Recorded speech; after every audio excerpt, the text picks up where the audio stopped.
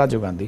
இந்த நிவாரணப் பணிகள் எப்படி நடக்கிறது? களத்தில் முதலமைச்சர் இருக்கிறார், எதிர்க்கட்சி தலைவர், துணை முதலமைச்சர் எல்லாரும் இருக்கிறாங்க.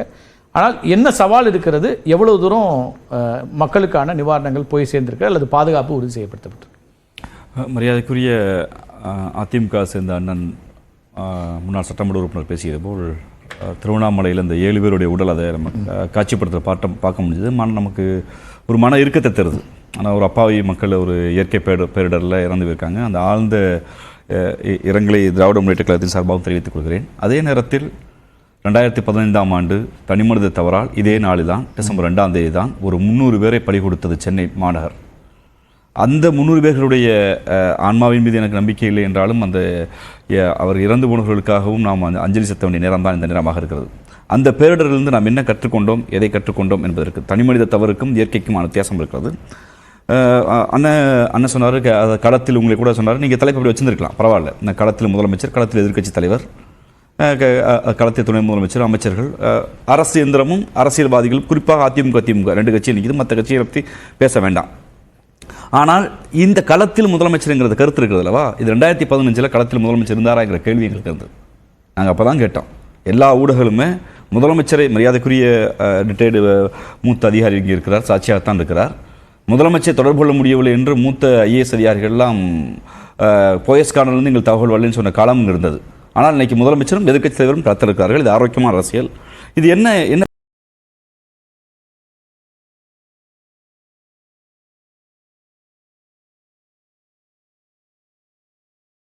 சமூகம் இருந்தாலும் 11,000 ஆண்டு கால வரலாற்று இருந்தாலும் எனக்கு தெரிந்து என்னுடைய அறிவுக்கு எட்டியவரை தனி மனிதர்கள், வழக்கறிஞர், பத்திரிகையாளர்கள் இயற்கையை பேசினார்கள், எழுதினார்கள். ஆனால் பூவுலகு நண்பர்கள் என்கிற அமைப்பு வருவதற்கு நமக்கு 2000 ஆண்டு காலம் தேவைப்பட்டது. அந்த அமைப்பை பாராட்டுவதற்கு விமர்சனத்துக்கு அப்பாற்பட்டு சொல்கிறேன், அமைப்பு தேவைப்பட்டது. ஒரு இயற்கை சார்ந்து இயங்குவோம். அப்போ அந்த அறிவை நாம் கற்றுக்கொண்டு தான் இருக்கிறோம். அப்போ இனிமேல் ஒரு காலத்தை கற்றுக்குவோம். மரியாதைக்குரிய பேராசிரியர் ஐயா கணபதி அவர்கள் சொன்னது போல் சாலை அமைப்பதில் நம்ம இன்னும் சயின்டிஃபிக் அப்ரோச் வேணும். அப்போ எந்த இடத்துல கல்லை வெட்டணும், எந்த இடத்துல மலையை வெட்டங்க அறிவு நமக்கு வேணும். வேண்டும். ஏன்னால் கற்றுக்கொள்வது தான். இன்னைக்கு பொறுத்தளவில் மரியாதைக்குரிய பாராளுமன்ற உறுப்பினரான ரவிக்குமார் அவர் சொன்னது போல் கிராமங்கள் துண்டிக்கப்பட்டிருக்கிறதா என்ற கேள்வி இருக்கிறது. விழுப்புரம் மாவட்டத்தில் இந்த கேள்வியை மாவட்ட ஆட்சியரிடம் வைத்தபோது, மாண்பு முதலமைச்சர்களுடைய துறை சார்ந்து வைத்தபோது 682 கிராமங்கள் தொடர்பு இருக்கிறார்கள். தொடர்புட்டால் தொலைத்தொடர்பு இல்லை, சாலை வசதிகள் இல்லை, ஆனால் அவர்கள் அந்நியப்பட்டு போகவில்லை. ஒரு ஒரு ஒரு துன்பமான கனெக்ட் கவர்மெண்ட். ஏன்னா இன்னைக்கு டிஜிட்டல் வேர்ல்டுங்கிற இடத்துல இன்னைக்கு அந்த இடத்துல ஒரு அசௌகரியமான சூழல், ஒரு கிராமமே மறைஞ்சு போயிடுச்சு. அப்படிப்பட்ட சூழல் இல்லை. அவர்கள் பாதுகாப்பாக இருக்காங்க. ஆனால் போக்குவரத்து இல்லை, மின்சாரம் இல்லை. ஏன் மின்சாரம் இல்லைன்னா மின்சாரத்தால் சில இடங்களில் பலிகள் நடந்துடும், மின்கம்பங்கள் பாதிக்கப்பட்டிருக்கு. அதனால் மின்துறை அமைச்சர் அங்கேயே இருக்கிறார். அதை சரி செய்த பின்பு இருக்கும். ஆனால் விழுப்புரத்தை பொறுத்தவரை அண்ணன் பாவமுருகர்கள் சொன்ன போல ஒரு 6 ஆறுகளை ஓடுகிற இடம் அது. இன்னைக்கு இல்லை, நாளைக்கு கழிச்சு சிக்கல் இருக்கு. ஏன்னா தர்மபுரியில் கிருஷ்ணகிரியில் பெய்கிற மழை சாத்தனூர் டேமுக்கு திருவண்ணாமலைக்கு அங்கே கோமுகி ஆறு அங்கே தென்பண்ணை ஆறு விழுப்புரம் தான். அதை விட மிக கொடுமை இன்னும் சிக்கலுக்குள்ளாக போகுது பாண்டிச்சேரி தான். ஒரு சிறு நிலம் அது. பாண்டிச்சேரி, கடலூர் தான். அது திரு ரவிக்குமார்ட்ட கேட்குறேன். இப்போ புதுச்சேரியை பொறுத்த வரைக்கும் நேற்றுக்கு அவ்வளவு வெள்ளம் இருந்தது, இன்னைக்கு அதை பார்க்கவே முடியல, வடிந்து விட்டு. ஏன்னா அது இது சென்னைக்குமே அது பொருந்தும். ஏன்னா அது கடலை ஒற்றை பகுதி வரும். ஆனால் அந்த ஃப்ளோ இருக்குல்ல, அதை நம்ம எல்லாருமே சில பேர் நக்கல் பண்ணாங்க. மரியாதைக்குரிய நான் எதிர்க்கட்சி தலைவராக இருந்தால் கூட அட்ரஸ் பண்ண விரும்புகிறத அவர் மரியாதைக்குரிய புதுச்சேரியுடைய முதலமைச்சர் அவர் சொன்னார், அமாவாசை என்று கடல் கொந்தளிப்பாக இருந்தது. ஆனால் உள்வாங்க, அது உண்மைதான். சயின்டிஃபிக்காக சில இடங்கள் கடல் உள்வாங்க உள்வாங்குது. இப்போ ஏன்னா இங்கிருந்து பார்த்தா இங்கே போய்த்தாங்க. ஆனால் இப்போ புதுச்சேரி வடிகால் ஏற்பட்டிருக்கிறது. இந்த வடிகால் இன்னும் இன்னைக்கு மழை நிற்கல. பிரச்சனை என்னன்னா தொடர்ச்சியாக 3 நாள் 4 நாளாக மழை நிற்காதனால இவ்வளவு சிக்கல், தண்ணி தேங்குது. இன்னைக்கு எதிர்க்கட்சி தலைவர் கிருஷ்ணகிரியில அதுக்கு தான் வரேன் அடுத்து. ஒரு ஏற்கனவே ஒரு போராட்டத்தின் மூலமாக அதிமுக சுட்டிக்காட்டியது, விழுப்புரத்துல கால்வாய்களை அவங்க தூர் வாரி இருக்கணும், வாரலை. அப்படி இருந்தா இந்த பிரச்சனை வந்திருக்காதுன்னு ஒரு குற்றச்சாட்டு. அது மரியாதைக்கு எதிர்க்கட்சி தலைவர் அவர்கள் தாங்க போராட்டம் நடத்திட்டோம் என்பதற்கு காரணம் காட்டி அதை தங்க பக்கம் கட்டிட்டு வரணுங்கிறதுக்காக ஒரு தனிமுனைப்பில் பேசுற பேச்சா நான் பார்க்குறேன்.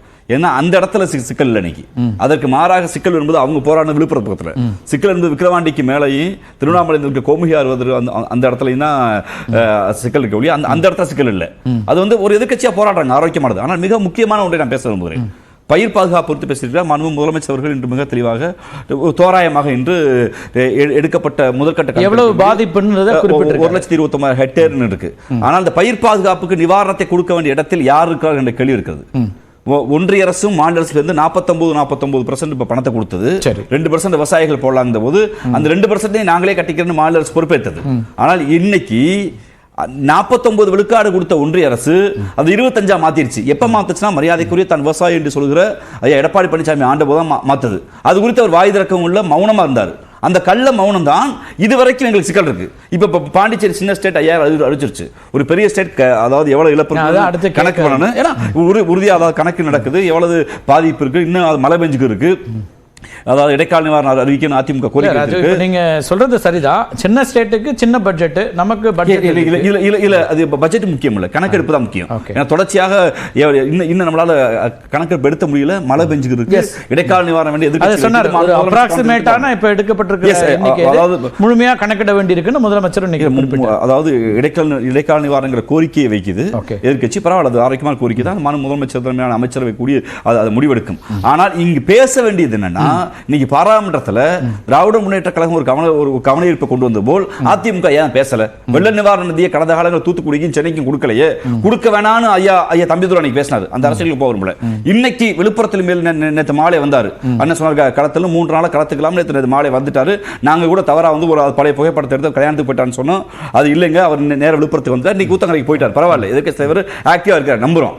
ஆனால் அவர் பிரதிநிதியாக பாராளுமன்றத்தில் பேசுகிற பாராளுமன்ற உறுப்பினர்கள் இன்னைக்கு திராவிட முன்னேற்ற கழகம் கூட்டணி கட்சியும் பாராளுமன்றத்தில் கவனம் கொண்டு வருகிற போது அது குறித்து பேசவே இல்லை, கள்ள மௌனம் சாதிக்கிறாங்க. நீங்க எவ்வளவு பாதிப்பு வந்தாலும் இந்த சோசியல் ரெஸ்பான்சிபிலிட்டிங்கிறத விட இங்க லீகலி ரெஸ்பான்சிபிலிட்டியா இருக்கக்கூடிய ஒன்றிய அரசையும் மாநில அரசுடைய பணப்பகிர்வு குறித்து அதிமுக பேச மறுக்குது. ஒரு கள்ள மௌனம் இருக்கு. இங்க அண்ணன் கோகுல சுந்தரராஜ் அவர்கள் சொன்னதையும் ஐயா முன்னாள் ஓய்வு பெற்ற அதிகாரி ஐயா சொன்னதையும் கடவுளையும் சொன்னதையும் ஒரு சயின்டிபிக் அப்ரோச்சா அது அணுகுவோம். ஆனால் யதார்த்த களத்தில் மக்களுக்கு நிவாரணம் கொடுப்பது, யதார்த்த காலத்தில் மக்களை மீட்பதற்கும் ஒரு தொகையை ஒதுக்க வேண்டிய இடத்தில் ஒன்றிய அரசு இருக்கிறது. அது குறித்து இதுவரைக்கும் ஒரு அறிக்கை, ஒரு போராட்டம், ஒரு கண்டனம், ஒரு பாராளுமன்ற விவாதம் ஏன் அதிமுக தயங்குது? என்ன தயக்கம் இருக்கு உங்களுக்கு? இது குறித்து ஏன் பேசல? பயிர் பாதுகாப்பு குறித்து பயிர்களுக்கு நீங்க நிவாரணம் கொடுக்க வேண்டும் என்று பேசுகிற மரியாதைக்கு எடப்பாடி அவர்கள் இந்த பயிர் காப்பு குறிப்பு இன்சூரன்ஸ்ல 24,000 கோடி தனியார் நிறுவனங்களுக்கு போயிருக்கணும் பாராளுமன்றத்தில் திமுக குரல் எழுப்புற போது அது குறித்து ஏன் ஒன்னும் எங்களோட சேர வேணாம்? ஆனா நம்பிக்கைக்காக குறைந்தபட்சம் கூட 2 மாநிலங்களை பேசணுமா இல்லையா? ஏன் பேசல? பயிர் பாதுகாப்புடைய தொகையை தமிழ்நாட்டுக்கு கொடுக்கணும் ஏன் கேட்கல? அப்ப அந்த கள்ள மௌனம் எங்களை சிக்கல்படுத்துது. அதான் நான் கேட்க. இன்னொன்னு, நீங்க அதாவது சென்னை பேரிடரை நம்ம இன்னைக்கு திருவண்ணாமலையும் கிருஷ்ணகிரியும் நமக்கு வந்ததுனால சென்னை நமக்கு இன்னைக்கு பேசப்படல, உண்மைதான். ஆனால் சென்னை பேரிடரை தமிழ்நாடு அரசு கையாண்ட விதம் இருக்கிறது அல்லவா? நீங்க சொன்னீங்க என்ன கத்துக்கிட்டீங்கன்னு ஒரு கோரிக்கை மரியாதைக்குரிய ஐயா கணபதி வச்சாங்க. திருப்புகழ் கமிட்டி 2015 மேன்மேடு அதாவது தனிமனித தவறாக நடந்தது சிஏஜி குற்றச்சாட்டுக்கு பின்பு மரியாதைக்கு ஓபிஎஸ் அவர்கள் வீட்டுவசத்துறை அமைச்சராக இருந்தபோது அவர் பல இடங்களில் சிஎம்டியை கவனிக்கல என்று சிஏஜி குறிப்பிட்ட குற்றச்சாட்டுப்பட்ட பின்பு ஒரு கற்றல் கற்பித்தலுக்கு பின்பு திருப்புகழ் கமிட்டி வருது. திருப்புகழ் கமிட்டி வந்து 1185 கிலோமீட்டர் நீங்க வந்து வடிகால பிரிக்கணும். அது என்ன நாங்க கத்துக்கிட்டோம்னா, முதலில் மழைநீர் வடிகாலும் சாக்கடையும் ஒன்று இருந்ததை தனித்தனியா வைக்கணும் கொண்டு வந்தோம். அதாவது கழிவுநீர் போவதற்கு ஒரு தனி வழி, மழைநீர் வடிகாலுக்கு தனி வகதி. இன்னைக்கு ஏறத்தாழ 785 கிலோமீட்டர் முடிச்சிட்டோம் 3 ஆண்டுகள்ல. அப்ப நாங்க கத்திருக்கோம். அதனாலதான் 21 மேம்பாடுகளை ஒரு நாள் சரி செய்ய முடியுது. ஒரு நாள் எந்திரங்கள் எடுக்க நீர் வடிய தொடங்கி இருக்கிறது. இது ஒண்ணு சாதாரண. இந்த இதை வந்து கிராமப்புறங்களை கொண்டு போவதற்கு இதுக்கான படிப்பினை இருக்கிறது. உறுதியாக இந்த படிப்பினை என்பது நாட் ஒன்லி டிஎம்கே, சோசியல் ரெஸ்பான்சிபிலிட்டியில அதிமுக, திமுக, பாஜக, வெகுஜன மக்கள் எல்லோரும் சேர்ந்துதான் கற்றுக்கொண்டு அடுத்த அரசியல் பேசுவோம். நாங்கள் கேட்பது மரியாதைக்கு எதிர்க்கட்சி தலைவர்கள் வைக்க குற்றச்சாட்டு, விவசாயிகள் நீ விட்டுட்டீங்க, விவசாயிகளை கண்டுக்கலைங்கிறீங்க. விவசாயிகளுக்கு கொடுக்க வேண்டிய பணத்தை கொடுக்க வேண்டிய ஒன்றிய அரசிடம், விவசாயிகளுக்கு கொடுக்க வேண்டிய இன்சூரன்ஸ் பணத்தை ஒன்றிய அரசு கொடுக்கலையே. அது